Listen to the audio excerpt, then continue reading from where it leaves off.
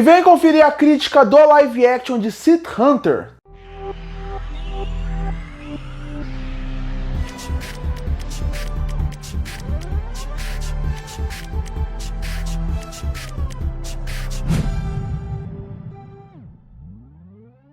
E chegou na Netflix o live action de City Hunter. E para quem não conhece a obra ou assistiu o live action e caiu aqui de paraquedas, saiba que ontem eu fiz um vídeo aqui no canal falando tudo o que é sobre City Hunter, falando sobre a sinopse e falando todas as adaptações que essa obra tem. Porque para quem não viu meu vídeo, eu vou falar rapidamente aqui. City Hunter fez um extremo sucesso entre os anos 80 e os anos 90. Era um dos mangás e animes mais populares da época, ganhando o mangá, ganhando continuações de mangá, ganhando também adaptações em live action, porque essa não é a primeira vez que City Hunter ganha uma adaptação em live action. Inclusive, já até ganhou uma versão nos anos 80 que foi feita pelo Jack Chan para mostrar o tamanho de City Hunter.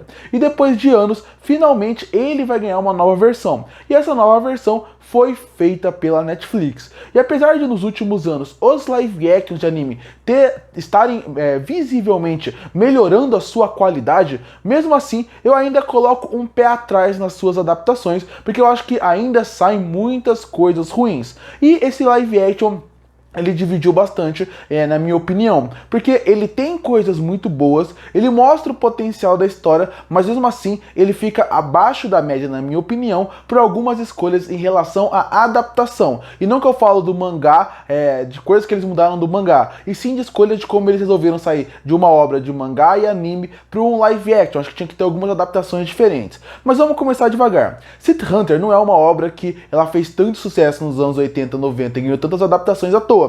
A premissa da obra é muito interessante, ela realmente é muito boa. Esse conceito de uma investigação que está acontecendo, o que está acontecendo por trás dessa parte mais suja da parte política, tanto envolvendo polícia, tanto envolvendo política, como envolvendo a parte mais de gangues do Japão como um todo. Isso é muito interessante, esse conceito é muito interessante, e o mistério por trás de tudo isso também é muito legal. A forma como eles conduzem o começo da história, mostrando a diferença do protagonista, o Ryo, faz com que a gente, como espectador, queira se interessar pela história, queira saber mais sobre aquele cara, queira saber mais sobre o personagem, e isso é desde a obra original. E aqui também faz com que um filme de 1h40 fique interessante. Inclusive, eu sei que é meio bobo falar isso, já que a obra se passa nos anos 80, mas essa é uma premissa que você via volta e meia nos filmes de anos 80 de policiais, de investigação. Filmes como, por exemplo, A Hora do Rush, filmes parecidos, tinham premissas muito parecidas, de policiais que tinham uma grande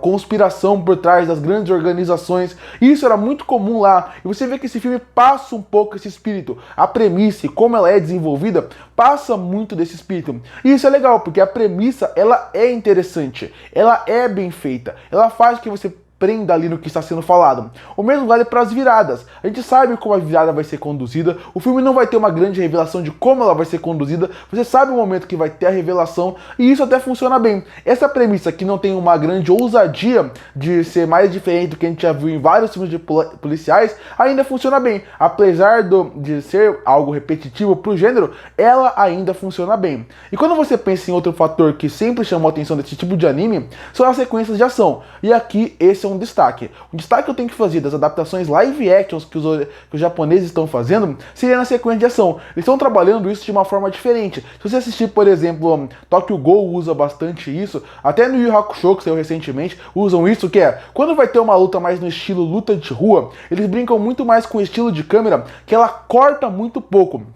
Ela parece que ela é uma câmera que ela fica parada num ponto e ela vê a luta correr em volta dela. Isso são algumas técnicas que surgiram principalmente depois do sucesso de filmes como John Wick. Eu gosto muito de como eles trabalham isso nesse tipo de filme. Parece que a luta nunca para, e mesmo que ela pareça completamente coreografada, ela dá um dinamismo muito maior do que aquelas lutas que tem um corte atrás de outro e parece muito artificial. Aqui tem uma sequência, principalmente no começo do filme, que envolve um corredor, que funciona muito bem. Na verdade, duas sequências do Ryo em sequência. Uma onde ele pula dentro de um quarto e luta contra 6 caras de uma vez, e outra, quando ele tem ele e o Makimura luta contra várias caras dentro de uma sala, num corredor, você consegue perceber como aquela falta de corte, ela é muito boa pra ação, como ela parece fluida, como ela parece bem feita, deixa até empolgado vendo a luta, e isso se repete ao longo do filme. Eu acho que inclusive isso é um problema pro filme, porque o começo das lutas do começo do filme são muito mais empolgantes do que qualquer outra que eles fazem ao longo de todo o filme. Então você tem uma premissa interessante, uma história que ela chama a sua atenção e que realmente faz com que a história funcione bem hoje. Você tem algumas boas sequências de ação, principalmente no começo do filme, como eu falei, do meio pro final cai um pouco a qualidade, mas quando a gente começa a ir um pouco daí, o filme começa a aparecer nos seus problemas, porque aí entra no ponto que eu falei de adaptação. Quando você vai mudar de uma mídia para outra, você precisa também adaptar a mídia que você está mudando. Não é só a história, não é só o roteiro que você tem que mudar de um mangá que ele tem vários capítulos, ou de um anime que tem vários episódios, para um filme de 1h30. Você não tem que mudar só a forma como você vai contar a história, você tem que mudar o ambiente como um todo. É uma outra mídia e pode não funcionar. Eu acho que aí começam os problemas. Eles resolveram fazer com que alguns exageros que existem no mangá e no anime fossem retratados dentro do filme. E isso acaba não ficando tão interessante. Não fica tão bom como poderia ficar. Claro, se você é muito fã, você vai ver algumas expressões, você vai ver algumas ideias que vão ser iguais. Mas para outra mídia fica um pouco fora do padrão que deveria ter. E isso prejudica muito o filme. Eu acho que eles deveriam sim pensar, na hora de fazer o City Hunter, pensar em algo mais pé no chão, uma atuação mais pé no chão, uma adaptação onde tem menos exageros, onde as falas ficam mais sérias. Porque isso acaba tirando o impacto da história. A história que realmente ela não é ruim, mas ela também não tem nada de super impactante, acaba perdendo muito do impacto porque os atores não conseguem passar na fala deles a atuação que precisavam. Tem um momento onde tem uma conversa em cima de um telhado, e eu não vou falar qual que é, onde deveria ser um momento super dramático, super emocionante, mas os atores não conseguem passar aquilo. Tem uma outra sequência final, onde deveria ter uma grande revelação. Ela é completamente anticlimática, e a forma como eles fazem deixa mais anticlimático ainda. E muito por causa da atuação que os atores estão entregando ali. Óbvio, se você, é um momento marcante, é um momento que ele consegue passar o que ele quer passar em questão de narrativa, ele funciona narrativamente, mas os atores não passam emoção. E isso incomoda muito. Pelo exagero da atuação que eles colocam em vários momentos, acaba tirando muito do impacto que muita cena deveria ter. E isso acaba prejudicando muito o filme e sua história. O seu desenvolvimento em muitos momentos acaba sendo prejudicado exatamente por isso, pelas atuações exageradas. E sem contar que City Hunter ele tem muitos núcleos diferentes. Tem o núcleo mais da polícia, tem o núcleo mais underground de todo esse universo, que é o Ryo cuidando de uma parte que as pessoas não conhecem muito, que é ele sendo esse City Hunter, e você tem esses dois núcleos diferentes, por exemplo. Só que o que acaba acontecendo? No filme de 1h40, acaba tendo muitos arcos ao mesmo tempo, e muitos desses arcos acabam sendo passados por cima. A gente entende uma certa sutileza que o diretor consegue colocar, não ter que explicar tudo, e isso é muito legal que o filme não fica expositivo. Mas ao mesmo tempo, o filme tem muitos arcos paralelos, muitos arcos secundários, e quase nenhum é bem explorado e desenvolvido no filme de 1h40. Eu acho louvável o que eles fizeram de deixar os arcos de lado para focar na história principal, para não perder o foco na história principal, mas ao mesmo tempo ele acaba tirando a camada e o desenvolvimento dos personagens que estão ali. Você pouco sente a relação deles, pouco sente a camaradagem deles, e isso acaba virando um problema ao longo do filme. De novo, nesse final de filme, quando tem que ter momentos mais dramáticos, momentos mais emocionantes, você não sente aquela emoção, você não sente aquela camaradagem, exatamente porque o filme não deu tempo daqueles personagens fazerem a gente sentir tudo aquilo. O filme poderia ser um pouco maior, ou dividir em mais de um filme, ou tirar um arco ou outro secundário, porque no fim parece que tem muitos arcos que são apresentados, são interessantes, mas são jogados fora. E sem contar que tem algumas piadas que eu acho que eu não gostei de forma nenhuma. O alívio cômico aqui não funciona para um live action, isso me incomoda bastante. No fim, City Hunter tem boa sequência de ação, tem uma história boa, e você vê, só que no final, quando você pensa nos personagens, na história e o que poderia ter sido, faz com que o filme deveria ter sido muito melhor do que ele foi. Concluindo, o live action de City Hunter de 2024,